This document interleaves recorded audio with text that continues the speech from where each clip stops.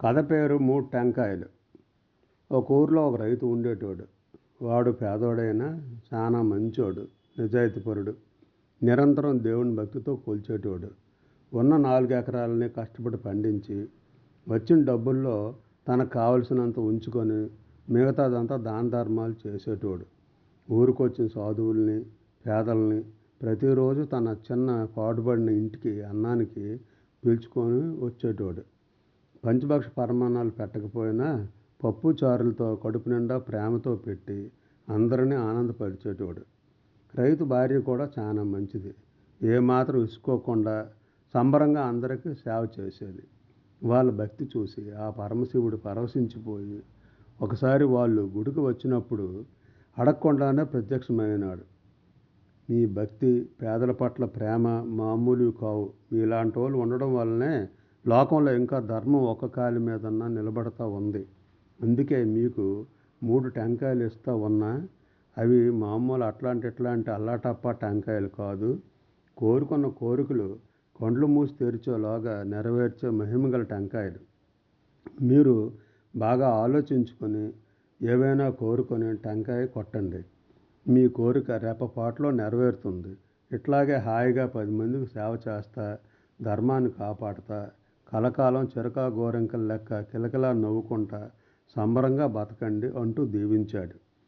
శివుడు వెళ్ళిపోయినాక వాళ్ళు ఇంటికి వచ్చి తలస్నానం చేసి భక్తితో దేవుణ్ణి పూజించి, స్వామి, ఎంత ధనం వచ్చినా పేదల మీద ప్రేమ కానీ, నీ మీద భక్తి కానీ చీమంత కూడా తగ్గకుండా, పొగరు తలకెక్కకుండా చూడు స్వామి అంటూ ఒక టెంకాయ కొట్టినారు.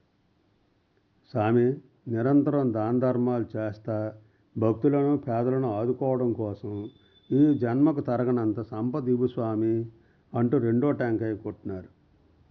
స్వామి, నీ భక్తులకు ఆశ్రయం ఇవ్వడానికి నా చిన్న పాడుపడ్డ ఇల్లు సరిపోవడం లేదు. కాబట్టి నిరంతరం వందల మందికి అన్నదానం చేసేలా ఒక మంచి ఇల్లు ఇవ్వు స్వామి అంటూ మూడో దాన్ని పగలగొట్టినారు. శివుడు వరం ఇచ్చినట్టే ఆ మరుక్షణమే వాళ్ళకు పెద్ద ఇల్లు, కావాల్సిన సంపద సమకూరినాయి. వాళ్ళ ఇంటి పక్కనే ఒక పెద్ద మేడ ఉంది. వాళ్ళకి 10 తరాలు పని చేయకుండా కింద మీద పడి దున్నపోతుల్లా తిన్న తరగనంత సంపద ఉంది. కానీ అంత డబ్బున్న వాళ్ళకు డబ్బు మీద ఆశ చావలేదు. ఏడ పైసా దొరుకుతుందన్నా అందరికన్నా ముందే గద్దల్లా వాలిపోతారు. పక్కనోడు సంబరంగా ఉంటే కుళ్ళుకొని చేస్తారు. వాళ్ళు రాత్రికి రాత్రే తమ పక్కన ఉన్న పాడుమన్న ఇల్లు కళ్ళు తిరిగేలా పెద్ద మేడగా మారిపోయేసరికి కళ్ళల్లో నిప్పులు పోసుకున్నారు. ఎట్లాగైనా సరే ఈ రహస్యం మీద కనుక్కోవాలని పొద్దున్నే పళ్ళు కూడా తోముకోకుండా పాచినోడితోనే పరుగున రైతు ఇంటికి చేరుకున్నాడు. రైతు వాళ్ళకు అడిగిన వెంటనే ఏమాత్రం దాచుకోకుండా అంతా పోసగుచ్చినట్టు వివరించినాడు. ఆ రోజు నుంచి ఆ పక్కింటి ధనవంతులు కూడా దేవునికి దొంగ మొక్కులు మొక్కుతా, పూజలు చేస్తా పేదవాళ్ళకు అన్నం పెట్టసాగినారు. అట్లా కొంతకాలం గడిచినాక వాళ్ళు కూడా గుడికి పోయి, స్వామి, మేము కూడా 10 మందికి సాయం చేస్తా నిన్నే కొలుస్తూ ఉన్నాం కదా, మాకు కూడా మా పక్కింటి రైతుకి ఇచ్చినట్టే కోరికలు తీర్చే టెంకాయలు ఇవ్వు స్వామి అంటూ మొక్కుకున్నారు. శివుడు అదంతా చూసి చిరునవ్వు నవ్వుకుంటా వాళ్ళ ముందు ప్రత్యక్షమయ్యి 3 టెంకాయలు ఇచ్చినాడు. వాళ్ళు వాటిని తీసుకొని ఎవరికి తెలియకుండా పరుగున ఇంటికి చేరుకున్నారు.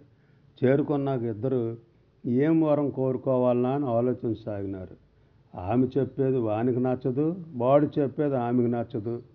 చివరికి ఆమె, ఇప్పటికే మనకు సంపదలు లెక్కలేనంత ఉన్నాయి కాబట్టి మళ్ళా మన సంపదలు కోరుకునే బదులు మా అమ్మ వాళ్ళని ఇవ్వమని కోరుదామా అని అడిగింది. ఆ మాటలకు ధనవంతుడు, ఏమీ లేకున్నా మీ పుట్టింటోళ్ళు అయిన దానికి కాని దానికి ఊరికే ఎగిరెగిరి పడతా ఉంటారు. దానికి తోడు సంపదలు కూడా వచ్చినాయనుకో, నిన్ను అసలు లెక్క కూడా పెట్టరు అన్నాడు. ఆ మాటలకు ఆమె కోపం ముంచుకొచ్చింది. ఏం తక్కువ చేసినారని ఎప్పుడు మా అమ్మ నాన్నల్ని మాటిమాటికి ఎత్తిపొడుస్తావు? లక్షలు పెండ్లప్పుడు కట్నం కింద గుంజినావు.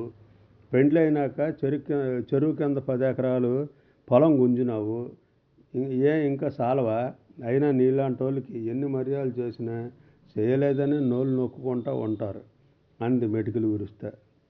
అబ్బో, భలే చేసినారులే మర్యాదలు, బోడి మర్యాదలు అన్నాడు మొగుడు ఎకసెక్కంగా. ఆ? మా బోడి మర్యాదలు అయితే మీ బొచ్చు మర్యాదలు అంది. ఆమె మరింత కోపంగా చిందులు తొక్కుతా. ఆ మాటలకు అతను మరింత రెచ్చిపోతా, మాది బొచ్చులో మర్యాద అంటావా? ఎంత ధైర్యమే నీకు? మీది బొచ్చు మర్యాద, మీ అమ్మది బొచ్చు మర్యాద, మీ నాన్నది బొచ్చు మర్యాద, అసలు మీ వంశానికే బొచ్చు మర్యాద అన్నాడు కప్పు ఎగిరిపోయినట్లు అరుస్తా. ఆమె కోపంగా అట్లాగా అయితే ఆ బొచ్చే వస్తుంది పో మనకు అంటూ చేతిలో టెంకాయ విసురు కొట్టింది. అంతే, అది చక్కగా పోయి గోడకు తగిలి టప్పమని 2 ముక్కలైంది. దాన్ని పగలగొట్టే ముందు ఏం కోరుకుంటే అదే జరుగుతుంది కదా. దాంతో మరుక్షణంలో ఇద్దరికి ఒంటి నిండా కొంచెం కూడా స్థలం మిగలకుండా ఎలుగుబంటి లెక్క నల్లగా బొచ్చి వచ్చేసింది. దాంతో ఇద్దరు ఒకరినొకరు చూసుకొని అదిరిపోయినారు. అరెరే, అనవసరంగా గొడవపడి కోరుకోకూడదు కోరుకున్నామే. ఈ మొహాలతో వీధుల్లో పోతే జనాలు కింద మీద పడి నవ్వుతారు అని బాధపడి, సామి మా ఒంటి మీద ఉన్న బొచ్చంతా పోవాలి అనుకుంటా రెండో టెంకాయ కొట్టినారు. అంతే, ఇద్దరికి కొత్తగా వచ్చిన బొచ్చేగాక ఉన్న బొచ్చు కూడా పోయి తలతలాడే గొండ్లతో పేడు మూతితో మిగిలినారు. అది చూసి అరేరే ఇదేంటి ఇట్లా అయ్యింది అనుకుంటా, స్వామి మొదట మాకు బొచ్చు ఎట్లా ఉండేదో అట్లాగే మళ్ళీ రావాలి అనుకుంటా మూడో టెంకాయ కొట్టినారు. అంతే, తిరిగి ఇద్దరికి అప్పట్లాగే తల మీద జుత్తంతా వచ్చేసింది. అది చూసి పరమశివుడు నవ్వుకున్నాడు.